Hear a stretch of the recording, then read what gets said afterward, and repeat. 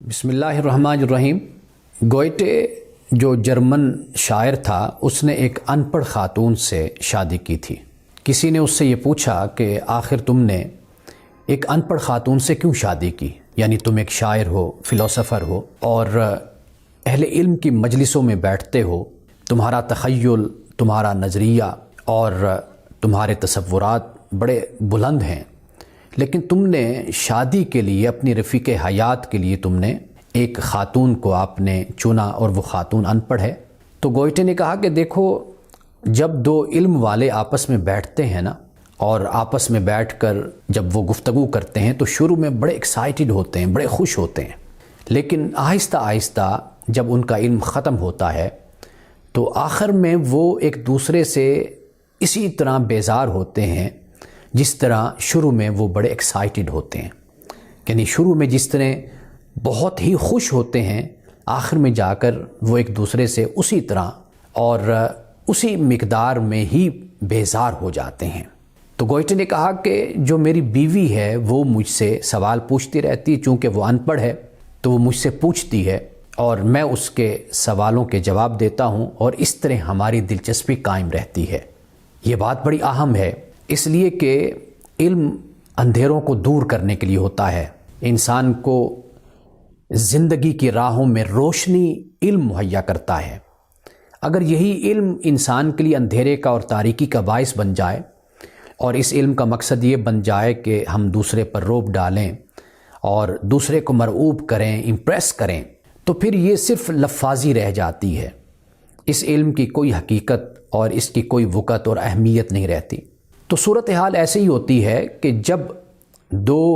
صاحبان علم بیٹھتے ہیں، یا دو ایسے لوگ کہ جو اپنے اس گھمنڈ میں، اس غرور میں ہوتے ہیں کہ ہم اہل علم ہیں، ہم شاعر ہیں، ہم فلسفی ہیں، ہم عالم دین ہیں، ہمارے پاس سیاسیات کا علم ہے، ہمارے پاس معاشرت کا علم ہے، سماجیات کا علم ہے، معاشیات کا علم ہے۔ انسان جب اس غرور میں اور اس گھمنڈ میں بیٹھتا ہے تو وہ یہی چاہتا ہے کہ میری بات کو سنا جائے اور میں کسی کی بات کو نہ سنوں۔ شروع میں تو بڑے ایکسائٹڈ بھی ہوتے ہیں کہ ایک دوسرے کو اپنی بات سناتے بھی رہتے ہیں، لیکن جب وہ نالج، وہ علم کہ جو اندر بھرا ہوتا ہے، وہ آہستہ آہستہ جب ختم ہوتا ہے، کوئی کہنے کے لیے نئی بات اور ایک دوسرے کو سنانے کے لیے کوئی نئی بات نہیں ہوتی، تو پھر وہاں سے دونوں بیزار ہونا شروع ہو جاتے ہیں، ایک دوسرے سے دور ہونا شروع ہو جاتے ہیں، کیونکہ کوئی بات کہنے کی نہیں ہوتی۔ ہاں، اگر انسان اپنے آپ کو ایک عالم یا اپنے آپ کو ایک فلسفر یا ایک بہت بڑا شاعر سمجھنے کے بجائے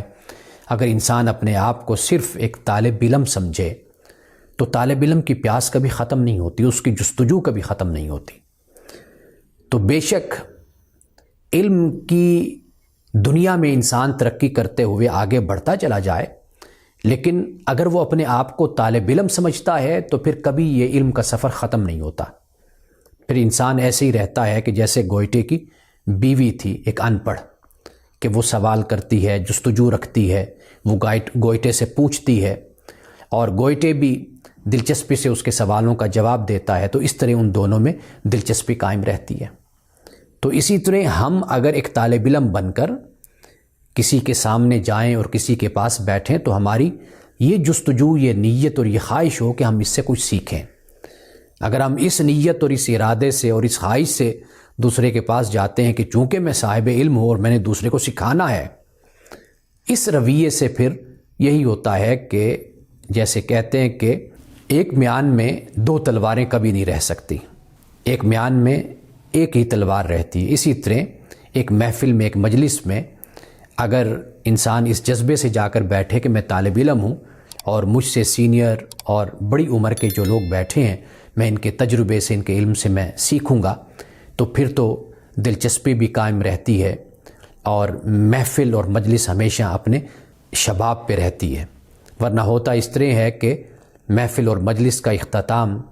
اختلاف پر، جھگڑے پر اور ایک دوسرے سے بیزاری پر ہوتا ہے۔